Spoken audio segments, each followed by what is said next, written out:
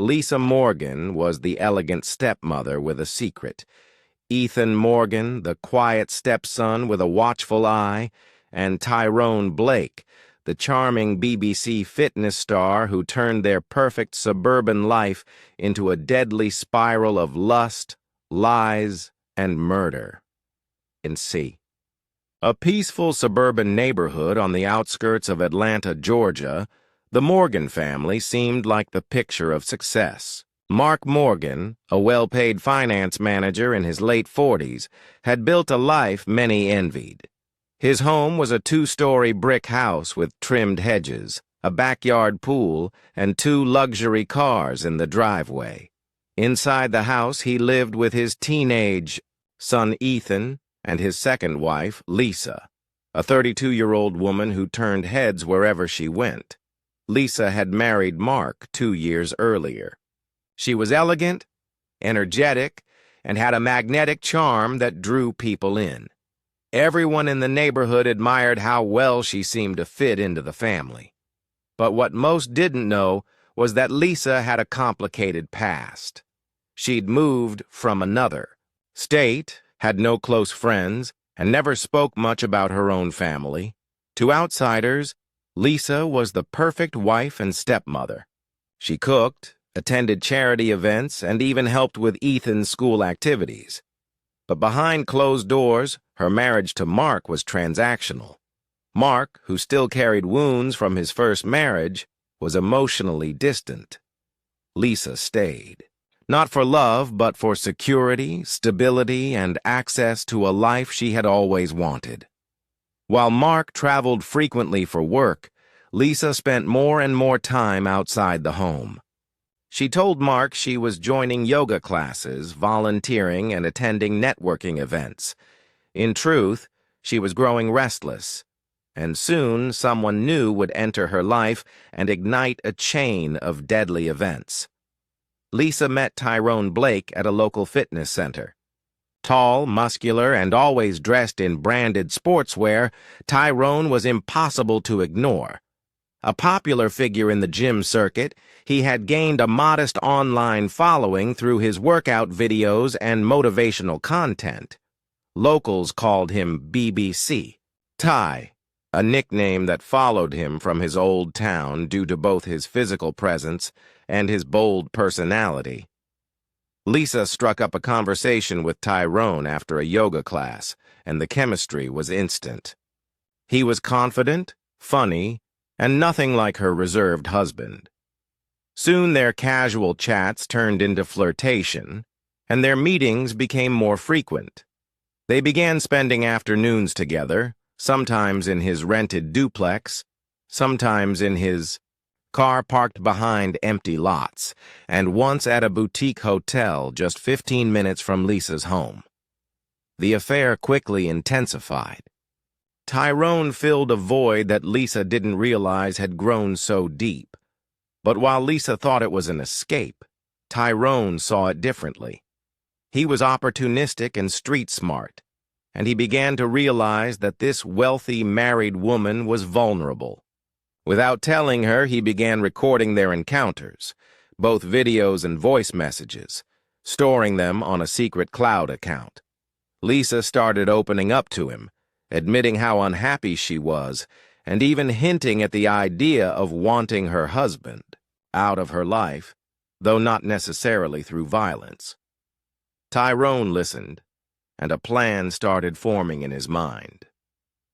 Lisa didn't know it yet, but she was becoming a pawn in something much more dangerous. One evening, Lisa received a message from an unknown number. It was a short video clip, her in bed with Tyrone, clearly identifiable. The message was simple: "Pay me, or this goes public." Attached was a demand for $250,000 in cryptocurrency, and a promise that more videos would follow if she didn't cooperate. At first, Lisa panicked. She begged Tyrone to stop, but he didn't reply. More messages came the next day. Screenshots of conversations, voice notes, and GPS logs. Tyrone had everything: Lisa realized that what she thought was a passionate affair had been a setup. She tried blocking him, but he always found new ways to reach her.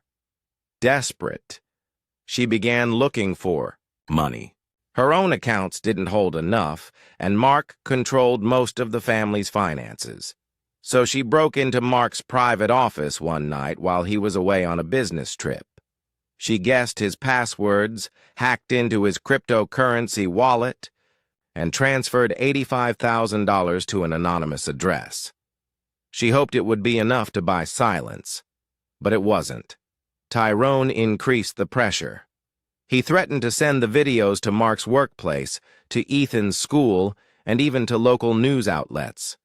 At the same time, he began flaunting new clothes and accessories on his social media, clear signs he was spending money, possibly even bragging about having a sugar mama. What neither of them realized was that Ethan had been watching Lisa closely. Suspicious of her behavior, he had installed a hidden security camera in the living room weeks ago. One night, while checking the footage, he saw something that shattered his world. Ethan Morgan had always felt a little disconnected from Lisa. She was polite but cold, involved but never fully maternal. As the months passed, he noticed her late night outings, whispered phone calls, and sudden mood swings. When his father went out of town, Lisa often stayed out until midnight or later. Unable to shake his suspicions, Ethan installed a hidden camera in a decorative lamp in the living room. He also placed a motion-triggered recorder near the office door. Within days, he captured footage of Lisa logging into Mark's computer late at night and typing furiously. Another recording caught a phone conversation in which she said, "He wants more. I already gave him everything I could steal." Ethan confronted his father the day he returned. Shocked and heartbroken, Mark contacted a private investigator who confirmed Lisa's affair with Tyrone and the possibility of financial fraud. They gathered evidence, prepared to confront her, and discussed going to the police. But before they could act, the story took a tragic turn. On a rainy Monday morning, a jogger discovered a body in a drainage ditch off a quiet rural highway, badly beaten, partially buried in mud, and missing all identification. Dental records later confirmed the victim, Tyrone Blake. News of Tyrone's death spread quickly.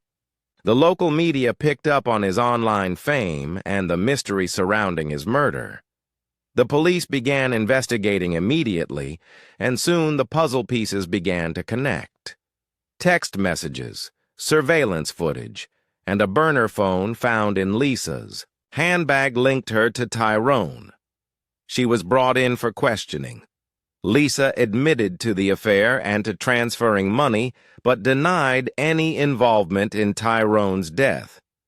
She claimed she hadn't seen him in over a week and had no idea where he had been. The police were skeptical, but with no direct evidence tying her to the murder, they focused on others close to the case. That's when a shocking lead emerged. Tyrone's laptop, hidden in a storage unit rented under a fake ID, was found with hours of recorded footage, digital logs, and a string of messages. One stood out, a message from Ethan.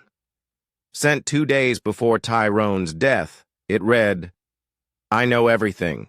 Leave my family alone or you'll be sorry." Investigators questioned Ethan, who broke under pressure. He confessed Ethan had followed Tyrone one night, waited near his gym, and confronted him in the parking lot. The conversation escalated. When Tyrone mocked him and threatened to expose the family, Ethan struck him with a metal bat he kept in his trunk for baseball practice. He didn't mean to kill him. He panicked, dragged the body, and left it hidden off the highway. Lisa was arrested for fraud and obstruction. Ethan, tried as a juvenile, was sentenced to 4 years in detention for involuntary manslaughter. Mark filed for divorce, sold the house, and left town. What had once looked like the perfect family crumbled under lust, lies, and a deadly secret. Behind the doors of a beautiful suburban home was a twisted story of betrayal and violence, proof that not all love triangles end in heartbreak. Some end in blood,